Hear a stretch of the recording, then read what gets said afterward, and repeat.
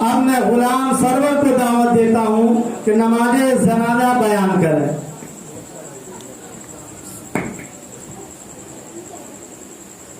अस्सलामु अलैकुम वरहमतुल्लाहि वबरकातुहू। मैं आप हज़रात के सामने नमाज जनाजा का बयान सुनाने जा रहा हूँ। शराइत नमाज जनाजा। नंबर 1, मैयत का मुसलमान होना। नंबर 2, मैयत का पाक होना। नंबर 3, कफन का पाक होना। नंबर 4, शर्मिगाह का छुपाना। नंबर 5, मैयत के नमाज में मौजूद होना। नंबर 6, मैयत का अक्सर बदन सर समीज निफ्स बदन का मौजूद होना। फराइज नमाज जनाजा। नंबर 1, क़याम करना। नंबर 2, 4 तकबीरें कहना। सुनैन नमाज जनाजा।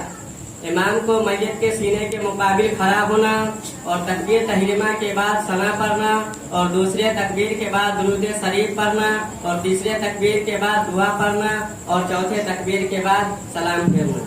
अस्सलामु अलैकुम वरहमतुल्लाहि वबरकातुहू।